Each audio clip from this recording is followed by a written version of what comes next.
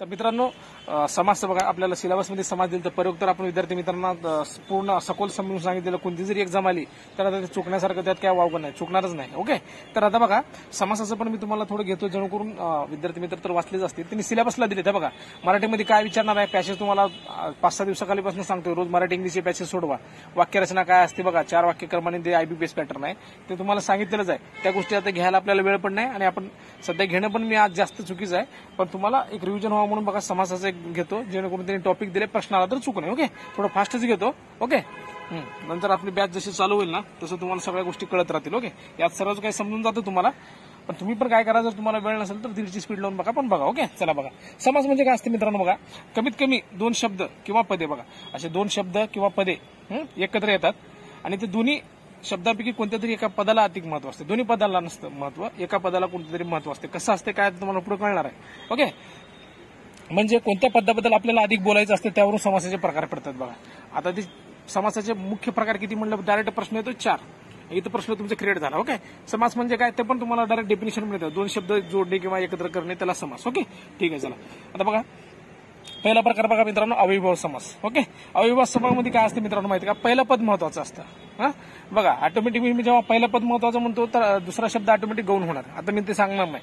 दुसरं जर तुम्हाला मुख्य म्हणलं की ऑटोमॅटिक पहिला गौण असणार. ओके ठीक आहे चला तर बघा अविभावामध्ये पहिलं पद मुख्य असतं याचा अर्थ दुसरं गौण. ओके चला तर अविभाव समास पण 4 प्रकार इथे सांगून टाकतो एक तुम्हाला एक्सप्लेन करू. बघा तत्पुरुष समास म्हणजे काय असतं मित्रांनो त्याचं दुसरं जे पद आहे ना ते मुख्य असतं म्हणजे पहिलं काय असणार गौण असणार. 2 समास असतात मित्रांनो त्याचे दोन्ही पदे मुख्य असतात आणि बहुव्रीही समास असताना दोन्ही पद जे असतात ते मुख्य नसतात ते गौण असतात. बरं काय यातनं तिसराच अर्थबोध होतो म्हणून त्याला असं आपण म्हणतो ते पुढे तुम्हाला कळून जाईल सोडवताना. चला आता बघा अविभाव समास कसं बघा मित्रांनो जेव्हा समासातील पहिले पद आपण म्हणलो ना अविभावाला काय बघा मी जेव्हा चारीचे प्रकार तुम्हाला समजून सांगितले त्याच्यावर पण डायरेक्ट प्रश्न येतो. बहुव्रीही समासाबद्दल खालील विधाने ओळखा. पहिले पद महत्वाचे किंवा दुसरे महत्वाचे दोन्ही महत्वाचे दोन्ही नाही असं पण येतं. ठीक आहे चला आता त्याच्या ह्याच्यामध्ये बघू अविभावाचा समासातील पहिले पद बहुधा अवयव असून अवयव म्हणजे कसं आपण प्रति हे असे जे आधी जोडत असतो ना यथा बिन हे असे शब्द असतात ना ते अवयव प्रकारातले शब्द असतात किंवा क्रियाविशेषण दर्शक शब्द असतात ते शब्द जोडून जे समास बनतात ना मित्रांनो त्याला आपण अविभाव समास म्हणतो. ओके तर बघा कसं असते उदाहरण देतो जास्त डिटेलमध्ये घेत नाही आणि एवढ्यामध्ये मी तुम्हाला कळून जातो कोणताही प्रश्न सोडवतो मी तुम्हाला ते उत्तर येणारच आहे. बघा आजन्म म्हणजे काय बघा हे आजन्म आहे अविभाव समासाचा बरं का उदाहरण त्याचीच फोड मी तुम्हाला दाखवली. आजन्म म्हणजे जन्मापासून जन्मभर आमरण म्हणजे मरणापर्यंत. ओके तसंच यथाशक्ती म्हणजे शक्तीप्रमाणे. ऑब्झर्व करता का तुम्ही पहिला शब्द ऑब्झर्व करा यथा प्रति बिन प्रति. ओके म्हणजे हे पहिले जे शब्द असतात ना ते अवयव असतात म्हणून ते अविभाव समास तसल्या शब्दांपासून बनत असतो. म्हणून बघा यथा प्रति हे संस्कृतमधील उपसर्ग आहेत. उपसर्ग म्हणजे काय जे वाक्याच्या शब्दाच्या आधी येतात आणि प्रत्यय म्हणजे शब्दाच्या नंतर. ओके लक्षात घ्या म्हणून या समासाला आपण काय म्हणतो बघा असं डायरेक्ट येते खालीलपैकी कोणत्या समासाला प्रथम पद प्रधान समास म्हणतात. प्रथम पद प्रधान समास म्हणजेच अविभाव समास. प्रथम पद प्रधान का कारण त्या प्रथम पदापासून आपल्याला सगळ्या गोष्टी कळायला लागल्यात ना. जन्म ठीक आहे पण आजचा अर्थ बघा जन्मापासून म्हणजे प्रथम पद किती महत्वाचं आहे तुम्हाला कळतं त्यामुळं त्याला आपण प्रथम पद प्रधान समास म्हणतो कोणाला अविभाव समासालाच. ओके तर बघा आता पुढे बघा मित्रांनो संस्कृत प्रमाणे फारसी भाषेतील उपसर्ग आता हे संस्कृतचे उपसर्ग बघितले ना आपण यथा प्रति बिन. ओके तर तसं बघा फारसी भाषेतील बी काही उपसर्ग लागून जे अविभाव समास झाले ते समासाचे उदाहरण बघा दररोज म्हणजे हर घडी हे हर लागले बघा दर लागले बघा बिन डोक बे लाशक गैर शब्द लागून गैरशिस्त झालेलं. ओके आता आपण पुढे बघूया. पुढे बघा मित्रांनो तत्पुरुष समास बघा. तत्पुरुष समास म्हणजे काय असतं मित्रांनो तुम्हाला स्टार्टिंगला सांगितलं की आपलं दुसरे पद असते ना ते महत्वाचं असते बघा. ओके दुसरं पद महत्वाचं असते व बघा काय म्हणले अर्थाच्या दृष्टीने गाळलेला शब्द किंवा विभक्ती प्रत्यय विग्रह करताना घालावं लागतं. म्हणजे बघा आता तुम्हाला तोंडपाठ जर म्हणलं मी समजा तोंडपाठ जर तुम्हाला म्हणलं तर त्याचा अर्थ काय होतं तोंडपाठ आपण म्हणतो म्हणजे तोंडाने पाठ ना म्हणजे ने गाळले का नाही मधलं विभक्ती ने विभक्ती आहे बघा तृतीयमध्ये नेशी निशी ते प्रत्यय गाळलेला शब्द आहे म्हणून त्याला विभक्ती प्रत्यय विग्रह करताना ते आपण गाळलेला असतो त्याचा विग्रह करतानाच ते आपल्याला कळत असतं बरं का. आता कंबर पट्टा नुसता कंबर पट्टा म्हणल्यावर त्याचा आपण विग्रह कसं करू शकतो कमरेसाठी असतो ना पट्टा साठी म्हणजे आपण चतुर्थी विभक्ती प्रत्यय चतुर्थीमध्ये घेतो बघा. ती विभक्ती धडा वगैरे बघू आता आपल्याला एक्झाम दृष्टीने तेवढं महत्वाचं नाही सध्या बघू. महादेव म्हणजे आता महादेव काय महान असा देव ना मग त्याचा विग्रह बघा म्हणजे हे मध्ये विग्रह केलेले शब्द त्याचे गाळलेला असतो आपण. अनिष्ट बघा नाही इष्ट ते बघा हे विग्रह काय झालं, अनिष्टचं नाही इष्टते. मग याशी विग्रह करणारे शब्द असतं ना ते आपल्याला त्या समासामध्ये दिसत नाही, जेव्हा विग्रह करतो तेव्हाच दिसतं बरं का. म्हणून तत्पुरुष समासामध्ये काय माहितीये का, दुसरं पद महत्वाचं असते. ओके, तर आता बघा मित्रांनो त्याचे प्रकार आहेत. तत्पुरुष समासाचे 6 प्रकार आहेत, फास्टमध्ये तुम्हाला सांगतो. ओके, आता बघा पुढं. आता बघा विभक्ती तत्पुरुष समास. आता तत्पुरुष समास तुम्हाला 10 वेळा मी सांगतोय का, तर तुमच्या कानावर बॉम्बार्डिंग व्हावं किंवा दुसरं पद महत्वाचं आहे. दुसरं पद महत्वाचं सारखं सांगायचं कारण काय तेच. बघा आता विभक्ती प्रत्ययामध्ये काय, विभक्ती तत्पुरुष समास म्हणजे काय माहितीये का, ज्या तत्पुरुष समासात कोणत्या तरी विभक्तीचा किंवा विभक्तीचा अर्थ व्यक्त करणाऱ्या शब्दयोगी अव्ययाचा लोप करून, बघा लोप झालेला ह्यात पण दोन्ही पदे जोडलेली असतील. लोप करून कसं बघा, आता दुःख प्राप्त, हे दुःख प्राप्त आहे ना मित्रांनो, तुम्ही ह्याला दुःखाला प्राप्त असं म्हणता ना, दुःख प्राप्त, भक्तिवश म्हणजे भक्तीने वश, हे असे गाळलेले असते बघा. त्यातले शब्द विग्रह करतानाच आपल्याला कळतात ते विभक्ती प्रत्यय गाळलेले असतात ते बरं का. म्हणजे आता बघा इथं ला विभक्ती म्हणजे द्वितीय आला का, सला ते सला ना ते ने आलं बघा. म्हणजे भक्ती वशला आपण भक्तीने वश म्हणजे ने आलं म्हणजे विभक्तीचा लोप झालेला होता यात, आपण ह्या विग्रहामध्ये कळून येते. क्रीडांगण म्हणजे क्रीडेसाठी अंगण. ओके, आता फास्ट वाचून दाखवतो तुम्हाला. पुढे बघा मित्रांनो, दुसरा प्रकार काय, अलुक तत्पुरुष समास. बघा अलुक म्हणजे अर्थच काय बघा, लूक म्हणजे लोप पावणारे आणि अलुक म्हणजे लोप न पावणारे म्हणजे लोप न होणारे बरं का. ज्या विभक्ती तत्पुरुष समासात पूर्वपदाच्या विभक्ती प्रत्ययाचा लोप होत नाही, म्हणजे बघा जे पूर्वपद असतात, पूर्वपद म्हणजे कसं, हे अग्रेसर, युधिष्ठर मधले अग्रे युधी, पंकेरो मधलं पंके, सरसी मधलं सर, ह्यांचं आहे ना, ह्यांचं मित्रांनो ह्यांची काय म्हणतो आपण त्याला, लोप होत नाही, या पदांचा लोप होत नाही, म्हणून त्याला अलग तत्पुरुष म्हणतात. असले शब्द आले ना तुम्ही लक्षात ठेवा, अग्रे युधी पंके सर असे जर शब्द आले तर हे शब्द जर येतात हे अलुक तत्पुरुष समासाचे उदाहरण आहेत. डिटेल काय सांगत बसत नाही. मराठीमध्ये बघा एक महत्वाचं आहे सारखं, हे तोंडी लावणे आहे ना, हे मराठी उदाहरण आहे बघा. हे संस्कृत उदाहरण आहेत बाकीचे. तोंडी लावणे हे असं अलुक तत्पुरुषचा मराठी उदाहरण आहे. ओके, आता पुढे बघू. आता बघा मित्रांनो, उपपद तत्पुरुष समास त्याचाच प्रकार आहे ना. तत्पुरुष समासाचे 6 प्रकार तुम्हाला सांगितलं, ते तिसरा प्रकार बघा. उपपद म्हणजे काय असते बघा, आता उदाहरण दिले तुम्हाला त्यावरून कळून जाईल बघा. शैवाले गुंतले तरी पंकज हे शोभते, गडद निळे जलद भरून आले. बघा म्हणजे बघा पंकज म्हणजे काय, आपण म्हणतो चिखलात जन्मणारे बरोबर. जलद म्हणजे काय, जल देणारे. मग हे जे उपपद आहेत ना मित्रांनो, आपण त्याचं विग्रह न करता डायरेक्ट वापरूया बघा. उपपद म्हणजे काय असतं माहितीये का, ते आधी जे होतं अविभावला स्टार्टिंगला कसं होतं बघा, तसं हेच बघा दचा अर्थ होतं ना, जल, हे जल तर आहे पण द म्हणजे इथं देणारे होतं. इथं बघा पंकज, इथं ज म्हणजे काय, ते जन्मणारे. आलं का लक्षात. त्यामुळे हे उपपद तत्पुरुष समास आहे. उपपद म्हणजे ते शेवटचं त्यांचं जे पद असतं ना, ते पद खूप काही सांगून जातं, त्यामुळे त्याला आपण काय म्हणतो, उपपद तत्पुरुष समास. ओके, ठीक आहे. चला आता बघा नत्र तत्पुरुष समास. ओके, नत्र तत्पुरुष समास मध्ये काय बघा, काय म्हणलं इथं, माझा निबंध अपुरा राहिला. बर, अजामिक हा नास्तिक होता. बघा म्हणजे अपुरा नास्तिक शब्द बघा ते. हे शब्द नत्र तत्पुरुष समास म्हणजे काय असते मित्रांनो, सरळ सरळ सांगतो तुम्हाला. जे शब्द आहेत ना, न, अन, ना, बे असे निगेटिव्ह, गैर असे जे निषेध दर्शवणारे शब्द आहेत का, त्यापासून सुरू झालेले असतात बघा.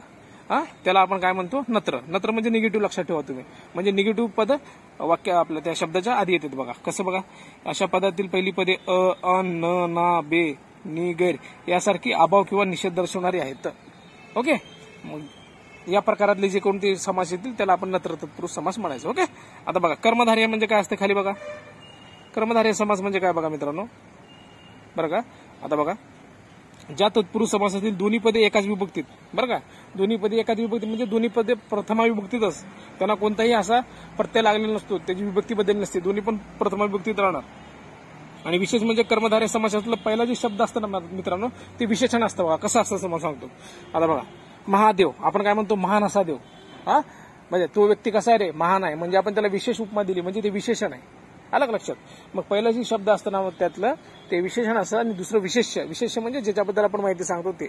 ओके, ठीक आहे. चला, म्हणून बघा कर्मधारयामध्ये बघा आता महान आणि देव हे दोन्ही पण प्रथमा विभक्तीत आहे. घनश्याम म्हणजे घनासारखा श्याम. ओके, बघा यातले पहिले पद विशेषण आलंच बघा खाली, तर दुसरे नाम असते. असल्या प्रकारचे जे असतात ना मित्रांनो ते कर्मधारय समास असतात. ओके, आता बघा मित्रांनो पुढचा बघा समास द्विगु समास. हे बघा या असल्या गोष्टी आहेत ना आपल्यासाठी काय म्हणतात एकदम हे आहेत सगळ्या. पण आता काय एक्झाम तुमची उद्या आहे. आज मी अति सांगणं जास्त सांगणं चुकीचं आहे, त्यामुळे मी ठरवलं तुम्हाला रिव्हिजन होण्यासाठी बाबा तुम्ही वाचलेला असाल आणि जरी नाही वाचला असेल, ही व्हिडिओ जरी बघितला तरी तुम्हाला उद्या ते रिकॉल होईल. जास्तीत जास्त 10-15 मिनिटाचे व्हिडिओ असतात, डबल स्पीडनं लावून एकदा नाहीतर दोनदा बघा, विषय संपून जाईल. ओके, 10-15 मिनिट असं कुठं पण टाइमपास होतं, पण त्या वेळेत आपला अभ्यास करून घेण्यासाठी व्हिडिओ बघत राहा. ओके, बघा रामचंद्र पंचवटी. द्विगु समास म्हणजे काय असते मित्रांनो, साधं सांगायचं म्हणलं ना तुम्हाला, हे संख्या विशेषण असते. बघा ज्या वाक्यामध्ये संख्या विशेषण आलेलं असतं त्याला तुम्ही डायरेक्ट द्विगु समास म्हणलं तरी चालतं, काय प्रॉब्लेम नाही. बघा आता कसं, बघा रामचंद्र पंचवटीत. पंचवटी म्हणजे काय, 5 वडांचा समूह. म्हणजे बघा संख्याविषयक नाम आलं का नाही. इथं बघा नवरात्र. नवरात्र देवीचा उत्सव असतो ना. नवरात्र म्हणजे काय, नवरात्रीचा समूह. मग अशी जी काही संख्या विशेषण असतात ना त्याला काय म्हणायचं, द्विगु समास. सोप्या भाषेत, बाकी काहीच लोड नाही त्यात, डिटेल सांगायची बी गरज नाही आणि तेवढंच असतं. बघा काही उदाहरणं, आता काही सप्ताह म्हणा. सप्ताह म्हणजे 7 दिवसाचा. म्हणजे ती काय झालं संख्या, त्रिदल, 3 दल, पंचपाळे. बघा पंचपाळे असतात बघा 5. हे असल्या गोष्टी काय आहेत मित्रांनो, द्विगु समासाची उदाहरण आहेत. आणि बघा द्विगु समासालाच काय म्हणतात, संख्येवरनं बघा संख्या, यात संख्या असतात ना, तर त्याला काय म्हणतो आपण, संख्या पूर्वपद कर्मधारय समास म्हणतो. बघा काय म्हणतो, संख्या पूर्वपद कर्मधारय समास. पूर्वपद का, कारण आधी संख्या असतात ना. पंचवटीमध्ये आधी संख्या, नवरात्रामध्ये आधी संख्या. ओके, म्हणून त्याला काय म्हणतो आपण, संख्या पूर्वपद कर्मधारय समास. ओके, आता मध्यमपद लोपी बघा, शेवटचा प्रकार आहे तत्पुरुषचा. मध्यमपद लोपी म्हणजे काय मित्रांनो माहिती आहे का, आपण त्याचं विग्रह करताना त्याचं लोप केलेला असतो, म्हणजे मधले शब्द लोप केलेला असतो, म्हणून त्याला मध्यमपद लोपी. कसं बघा, कांदे पोहे. कांदे पोहे कसे असतात मित्रांनो, आता कांदे आणि पोहे म्हणजे कांदे घालून केलेले पोहे असतात ना. मग आपण इथं लिहिताना काय लिहिलो, कांदे पोहे, पण खरं त्याचं विग्रह काय, कांदे घालून केलेले पोहे. म्हणून हे समास मध्यमपद लोप, म्हणजे हे लोप केलेलं आहे ना. आता साखर भात बघा सेम, म्हणजे काय, साखर घालून केलेला भात म्हणताना काय म्हणतो, साखर भात. पण त्यातलं लोप काय झालेला आहे, साखर घालून केलेला भात ना. या गोष्टी असतात, हे लोप पावलेले असतात. आणि असल्या गोष्टी, अशा पदार्थांना आपण काय, आपलं समासिक शब्दांना काय म्हणतो, मध्यमपद लोपी समास. ओके, आता पुढे बघूया. आता मित्रांनो बघा तिसरा प्रकार द्वंद्व समास. आपण पहिल्यांदा अव्ययभाव समास बघितला, त्यानंतर तत्पुरुष समास पाहिला, आता द्वंद्व समास आहे. बघा द्वंद्व समासाचे पण 3 प्रकार आहेत, पण खूप सोपे आहेत. बघा तत्पुरुषचे 6 प्रकार होते तुम्हाला, त्यात नत्र सांगितलं, आलूक सांगितलं, उपपद सांगितलं, तसल्या गोष्टी मध्यमपद लोपी सांगितलंय. पण आता हे दोनचं कसं आहे बघा, कोणत्या तरी 1-2 गोष्टी माहित असल्या ना मित्रांनो आपल्याला समासाचे 4 प्रकारपैकी, तरी आपल्याला ऑप्शननुसार बाकीचे 2 काढून टाकता येतात. ओके, त्यामुळे कसं आहे, काही गोष्टी जरी माहित असल्या तुम्हाला तरी प्रश्न टॅकल होत असतो. 4च ऑप्शन असतात, 2-3 तर आपल्याला असेच माहित असतात बरं का. तर बघा द्वंद्व समासाचे 3 प्रकार आहेत. बघा इतरेतर द्वंद्व, वैकल्पिक द्वंद्व आणि समार द्वंद्व. बघा हे द्वंद्व समास म्हणजे काय मित्रांनो, स्टार्टिंगला सांगितल्याप्रमाणे दोन्ही पद महत्वाचे, बरोबर ना, दोन्ही पद महत्वाचे. तर बघा इतरेतर द्वंद्व मध्ये काय असते बघा, जेव्हा आपण त्यांचा विग्रह करत असतो, त्या सामायिक शब्दाचा विग्रह करतो ना, तेव्हा आपण आणि व अशी समुच्चयबोधक. समुच्चयबोधक म्हणजे काय, वाक्यात जोडणारी शब्द, उभ्यानव्य अवयव जे जोडणारे असतात ना त्याला समुच्चयबोधक म्हणतो. ते अवयव आपण वापरत असतो, शब्द उभ्यानव्य अवयव वापरत असतो इतरेतर द्वंद्व मध्ये. कसं बघा, आता उदाहरण दिले तुम्हाला, आई बाप. बघा इथं आई आणि बाप दोन्ही आलेत का नाही, मग आपण काय म्हणणार, आई आणि बाप. किंवा हरी हर, त्यामध्ये काय म्हणणार आपण, हरी आणि हर. 2 आहेत ना वेगवेगळे. आता स्त्री पुरुष, स्त्री किंवा पुरुष नाही म्हणत, स्त्री आणि पुरुष. म्हणजे बघा हे इतरेतर मध्ये काय असतं, समुच्चयबोधक शब्द आलेत ना, आणि व जर आलं विग्रह करताना तर ते ओळखून घ्यायचं तुम्ही, इतरेतर द्वंद्व आहे. वैकल्पिक मध्ये कसं असते बघा, पुढं विग्रह करताना किंवा अथवा वा, म्हणजे बघा वैकल्पिक म्हणजे हे किंवा ते, किंवा ऑप्शनल असतात बघा. म्हणजे आता बघा हे विरुद्ध भाषिक शब्द असतात. बघा विरुद्ध भाषिक शब्द म्हणजे काय, एक पॉझिटिव्ह असली की दुसरं निगेटिव्ह असतं, दुसरा निगेटिव्ह असली की पॉझिटिव्ह. कसं बघा, खरे आणि खोटे. बघा म्हणजे बघा विरुद्ध आहेत का नाही, खरे एक असते आणि खोटी एक बाजू असते. पण शब्द कसं आले, खरे खोटे, आपण दोन्ही एकत्र म्हणत नाही. ते मग आपण खरे खोटे म्हणल्यावर मग काय म्हणतो, खरे किंवा खोटे आले, त्याचा अर्थ आला लक्षात. किंवा वापरतो. 3-4 दोन्ही एकत्र असतात, 3 किंवा 4. बरे वाईट, एकतर बरं असतं नाही तर वाईट तर असतं, दोन्ही एकत्र असतात ना, म्हणून आपण हे वैकल्पिक मध्ये किंवा अथवा वा वापरत असतो. ओके, समार मध्ये बघा आता सोपे आहेत, काय गरज नाही, तुम्हाला समजून जाईल, फक्त एकदा व्हिडिओ बघा. ओके, विग्रह करताना पदांच्या अर्थाशिवाय त्याच जातीच्या इतर पदार्थांचा समावेश होतो. बघा समार मध्ये कसं असते, आता तुम्हाला उदाहरण सांगतो, मीठ भाकर. आता मीठ भाकर म्हणल्यावर आपण काय नुसतं मीठ आणि भाकरच खातो का, बाकीचे इतर पदार्थ येतेच ना त्यासोबत.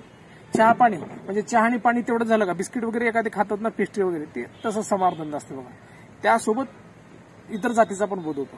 भाजीपाला, काय भाजी नुसता पाला खाणार आहे का, मग बाकीच्या गोष्टी आलीच ना जेवणातल्या, तसं असतं बघा ते द्वंद्व समास. ओके, आता पुढे बघा मित्रांनो, शेवटचा प्रकार बहुव्रीही समास. काय नाही, एकदम सोपं सांगितलंय. बाकी 3 जर कळले तर तुम्हाला 4थं ऑटोमॅटिक एलिमिनेट करता, डिटेल घेण्यात बी काय अर्थ नाही, फक्त कसं ओळखायचं तुम्हाला सांगतो. बहुव्रीही समासामध्ये कसं आहे मित्रांनो, आधीच सांगितल्याप्रमाणे दोन्ही पदे महत्वाचे नसून या दोन्ही पदाशिवाय तिसऱ्याच पदाचा बोध होतो. बघा आता तिसऱ्याच पदाचा बोध म्हणजे कसं बघा, तुम्हाला सांगतो, पार्वतीने नीलकंठास वरले. बरं का, आता नीलकंठ इथं तुम्हाला शब्द वापरले, पण ह्यांना नीलकंठाला नीलकंठ म्हणायचं आहे का, तर नाही. यांना काय म्हणायचं आहे, शंकरांना नीलकंठ म्हणतात. नीळ आहे कंठ असं जसं तो आपण शंकराला म्हणतो. बघा ते शंकरांचा उल्लेख करायचा इथं. म्हणजे काय झालं बहुव्रीही समासामध्ये, जसं दिलेलं असतं तसं नसतं, वेगळाच अर्थ निघतो. याच्यावरून वेगळाच अर्थ निघतो ना, नीलकंठावरून शंकरांचा अर्थ निघतो ना, ते आपल्याला घ्यायचं असतं बहुव्रीही समासामध्ये. ओके. आता बघा, समुद्राला पितांबराला समुद्राने पितांबरला आपली कन्या दिली. ओके. पितांबरला आपली कन्या दिली. आता त्यांना पितांबर म्हणायचं आहे का? पितांबर म्हणजे काय, पिवळ्या वस्त्र ज्याचे असा तो पितांबर होतो. पण त्याला तसं म्हणायचं आहे का? नाही ना. त्यांनी विष्णू यांना, ज्या पितांबरांना आपण विष्णू म्हणतो ना, त्यांना आपली कन्या दिली, त्यांना असा अर्थ घ्यायचा आहे. ओके. तर बहुव्रीही समास असाच आहे की मित्रांनो, जसं दिसतं तसं नसते म्हणतो ना आपण, तसंच बहुव्रीही समासामध्ये जे दिलंय तो त्याचा अर्थ नसून वेगळाच अर्थ निघतो. ओके. तर विद्यार्थी मित्रांनो, व्हिडिओ आवडल्यास नक्की लाईक शेअर सबस्क्राईब तर तुम्ही करत राहा. आणि हे बघा, हे तर आता तुम्हाला उद्याच्या एक्झामसाठी बेस्ट ऑफ लक. येणाऱ्या कोणत्या एक्झाम असतील, जाहिरात असतील, आपल्या शिकवण्याची पद्धत कशी आहे तुम्हाला सर्व विद्यार्थी मित्रांना माहितच आहे. तर तुम्हाला सगळ्या गोष्टी वेळोवेळी पोहोचत राहाव्या यासाठी बघा, जे कोणी विद्यार्थी मित्र सबस्क्राईब केलं नसेल त्यांनी सबस्क्राईब करून घ्या. आणि एक्झाम रिलेटेड कोणत्याही गोष्टी बाबा काय मला लवकरात लवकर तुमच्यापर्यंत येण्यासाठी ती बेल आयकॉन पण दाबून ठेवा. ओके. धन्यवाद.